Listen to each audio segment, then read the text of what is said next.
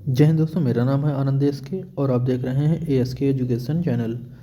दोस्तों, आज की इस वीडियो में हम आपके साथ बात करने वाले हैं वंशानुक्रम एवं वातावरण के प्रश्नों के बारे में। जो प्रीवियस ईयर प्रश्न पूछे गए उसके बारे में, इसकी थ्योरी हमने पढ़ा रखी है। और जैसा कि हम आपको पहले थ्योरी पढ़ाते हैं, उसके बाद जो उस लेसन से प्रश्न पूछे गए जा चुके हैं सीटेट टेट और अन्य परीक्षाओं में, उनके बारे में हम आपको बताते हैं। तो चलिए वीडियो को शुरू करते हैं। वीडियो पसंद है तो इसको लाइक और शेयर करिएगा और इस प्रश्नों के बारे में अपनी राय जो है कमेंट सेक्शन में जरूर लिखिएगा। चलिए देखते हैं आज की वीडियो का पहला प्रश्न। कह रहे कि जन्मजात व्यक्तित्व गुणों का योगफल है तो क्या है। आपके सामने समानता है, निरंतरता है, वंशानुक्रम है और युत्सा है। तो इसका सही जवाब क्या हो जाएगा? Option C, वंशानुक्रम। वंशानुक्रम जो होता है जन्मजात व्यक्तिगत गुणों का योगफल होता है।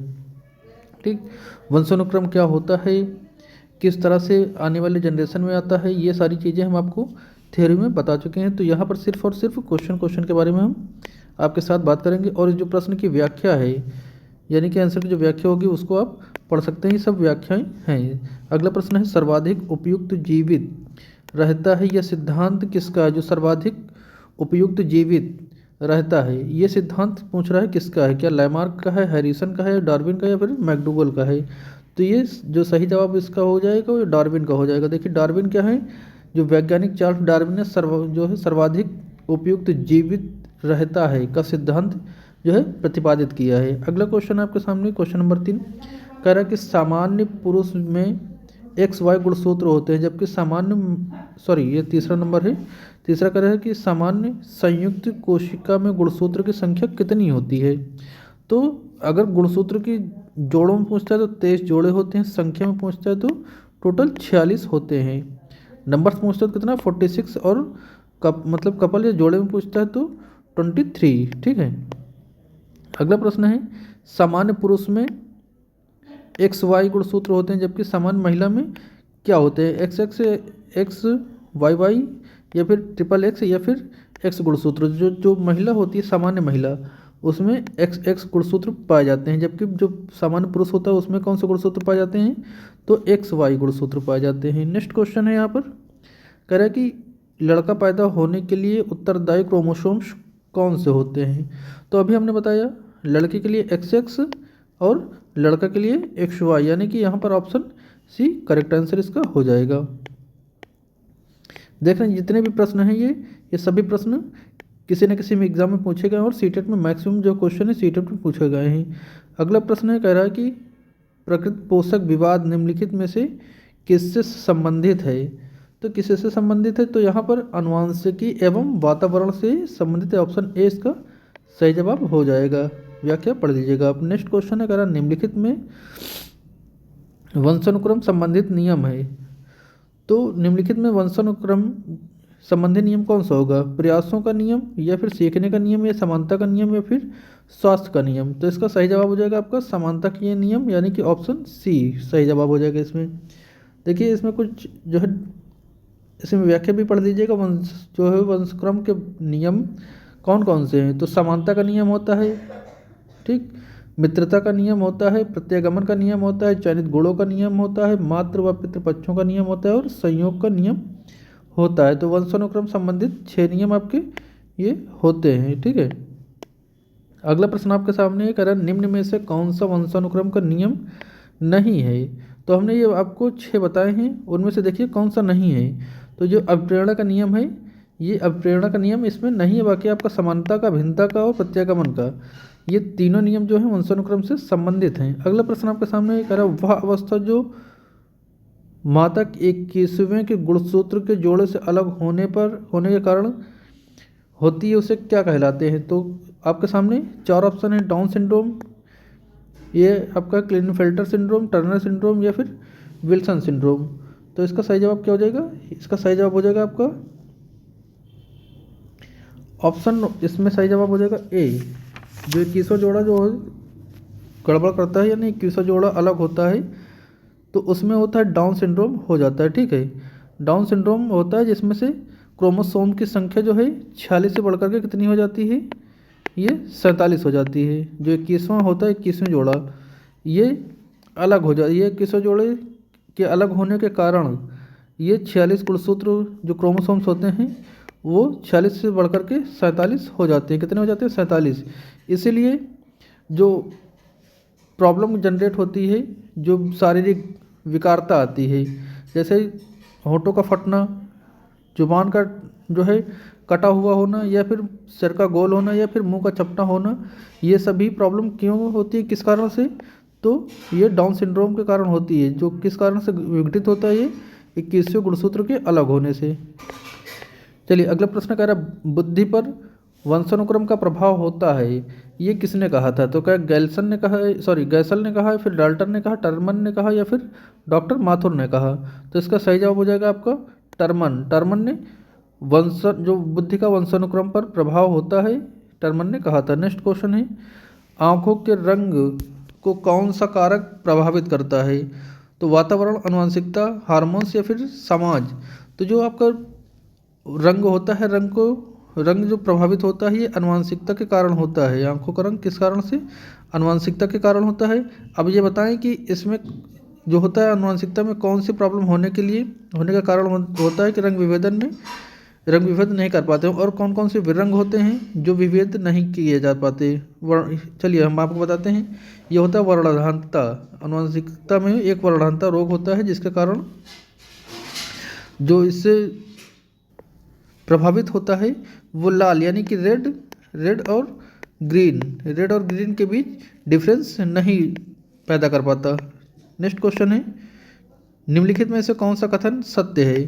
तो कौन सा कथन सत्य है? ए, आनुवंशिक बनावट व्यक्ति की परिवेश की गुणवत्ता के प्रति प्रचुरात्मकता को प्रभावित करता है। फिर ऑप्शन बी, गोद लिए गए बच्चों का सही बुद्धि लब्धांक जो जिसको IQ कहते हैं होता है जो गोद लिए गए उनके सहोदर भाई बहन का होता है। या फिर ऑप्शन सी कहता है कि अनुभव मस्तिष्क के विकास को प्रभावित नहीं करता है। ऑप्शन डी कहता है विद्यालयीकरण का बुद्धि पर कोई प्रभाव नहीं पड़ता है। तो जो कथन सत्य है वो आपको ऑप्शन ए है। ऑप्शन ए यानी कि आनुवंशिक बनावट व्यक्ति की परिवेश की गुणवत्ता के प्रति प्रतिउत्तरात्मकता को प्रभावित करती है। तो ऑप्शन ए आपका सही विकल्प यहाँ पे हो जाएगा। अगला क्वेश्चन आपके सामने कह रहा है कि वातावरण वह बाहरी शक्ति है जो हमें प्रभावित करती है, ये किसने कहा था? तो परिभाषा हमने एज इट इज़ यही जो है परिभाषा आपको हमने थ्योरी में भी पढ़ाई थी। तो ऑप्शन कौन सा इसमें सही हो जाएगा? क्या वुडवर्थ, रॉस, या फिर आपका एनास्ट्रीसी, या फिर इनमें से कोई नहीं? तो इसका सही जवाब है रॉस ने कहा था वातावरण वह बाहरी शक्ति है जो हमें प्रभावित करती है। इसको हमने थ्योरी में जिस समय हम थ्योरी पढ़ा रहे थे तो ये पहली परिभाषा थी जो हमने आपको बताई थी। अगला क्वेश्चन आपके सामने कह रहा है कि पर्यावरण के अंतर्गत आते हैं। तो पर्यावरण के अंतर्गत क्या आते हैं? क्या पेड़ पौधे, जीव जंतु आते हैं, रिश्ते नाते, संस्कृति आती है, मकान, सड़कें, पूजा स्थल आदि आते हैं, या फिर उपरोक्त सभी? तो पर्यावरण का हमने बताया था परिधन आवरण ये शब्द से बना होता है। किससे ये होता है? पर्यावरण जो होता है परिधन आवरण से बनकर आवरण इससे मिलकर के बना होता है, जिसके परि का मतलब होता है चारों तरफ से और आवरण का मतलब होता है ढका हुआ। तो जो चारों ओर से ढका हुआ क्षेत्र होता है वही हमारा पर्यावरण कहलाता है। तो इसमें देखिए इसमें जो चारों ओर से ढके हुए हमारे पेड़ पौधे भी आएंगे, जीव जंतु भी आएंगे, रिश्ते नाते, संस्कृति भी आएगी, मकान, सड़कें, पूजा स्थल सब आएंगे। इसलिए आपका सही जवाब क्या हो जाएगा? ऑप्शन डी सही हो जाएगा। ठीक है। नेक्स्ट है, प्रकृति पर्यावरण में सम्मिलित है। जो प्रकृति पर्यावरण में क्या सम्मिलित है? क्या वंशानुक्रम, जैव अजैव, परिवार, या फिर पशु? तो प्रकृति पर्यावरण में सम्मिलित इसमें पूछा गया है। ठीक है। तो इसका सही जवाब क्या हो जाएगा? ऑप्शन बी, जैव और अजैव सब आ जाते हैं। ठीक। जो प्रकृति पर्यावरण होता है इसमें जैसे परिवार हो गया, पशु हो गए, वंशानुक्रम हो गए, ये सभी किसके अंतर्गत आ जाएंगे? ये सभी जैव अजैव के अंतर्गत आ जाएंगे। इसलिए ऑप्शन बी आपका करेक्ट हो जाएगा। नेक्स्ट क्वेश्चन आपके सामने कह रहा है कि वे कौन से बाह्य कारक हैं जो एक बच्चे को कक्षा में रुचि लेने से रोकते हैं? तो इसका सही जवाब क्या हो जाएगा? ऑप्शन भावना और मनोभाव, संस्कृति और प्रशिक्षण, या फिर ऑप्शन सी बच्चे का दृष्टिकोण, या फिर ऑप्शन डी लक्ष्य और प्रयोजन। तो इसका सही जवाब क्या हो जाएगा? ऑप्शन बी यानी कि संस्कृति और प्रशिक्षण। अगला प्रश्न आपके सामने कह रहा है बालक का मानसिक विकास सॉरी बालक का मानसिक स्वास्थ्य निर्भर करता है, तो किस पर निर्भर करता है? क्या विद्यालय पर, परिवार पर, समुदाय पर, फिर इनमें से कोई नहीं? तो बालक का जो मानसिक विकास होगा वो किस पर निर्भर करेगा? वो विद्यालय पर भी निर्भर करेगा कि विद्यालय का जो है, विद्यालय का वातावरण कैसा है, जो परिवार का वातावरण कैसा है, समुदाय का वातावरण कैसा है। तो इसलिए इसका ऑप्शन सही हो जाएगा ऑप्शन डी, ये सभी हो जाएंगे। ठीक है, नेक्स्ट क्वेश्चन है, कह रहा है कि मानसिक विकास को प्रभावित करने वाले कारक कौन से हैं? तो मानसिक विकास चाहे शारीरिक विकास हो चाहे मानसिक विकास हो, यहाँ पर वंशानुक्रम और वातावरण दोनों की बराबर की भागीदारी होती है, हमने आपको बता रखा है। अगर चाहे बच्चे का विकास मतलब मानसिक विकास हो या फिर शारीरिक विकास हो, अगर उसमें से चाहे वंशानुक्रम या फिर वातावरण किसी एक को शून्य कर दोगे तो बच्चे का डेवलपमेंट नहीं हो पाएगा। इसलिए यहाँ पर ऑप्शन आपका कौन सा सही हो जाएगा? डी, वंशानुक्रम भी जरूरी है, मतलब वंशानुक्रम के आधार पर भी होता है, जो परिवार का वातावरण हो उस पर भी होता है, परिवार की सामाजिक स्थिति कैसी वहाँ पर भी, इसलिए आपका ऑप्शन डी सही जवाब हो जाएगा।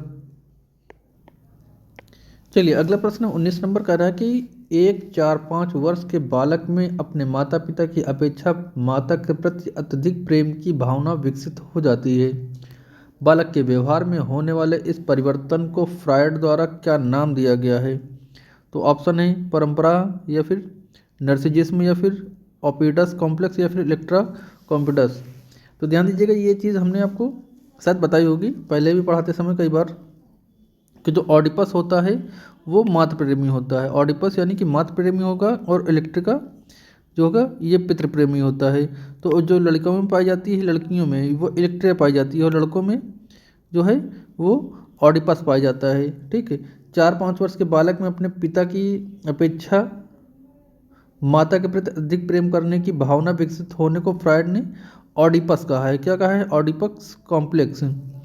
ठीक है, और इसका ऑडिपस नाम दिया है। इस तरह जो इसी अवस्था में कोई लड़की अपनी माता की अपेक्षा पिता से अगर लगाव रखती है तो उसे इलेक्ट्रा कॉम्प्लेक्स कहा जाता है। तो ध्यान रखिएगा, जो लड़कियों में पाया जाएगा, लड़कियां जो होती हैं अधिकतर पापा से अधिकतम प्यार करती हैं, तो लड़कियों में कौन सी कॉम्प्लेक्स पाया जाएगा?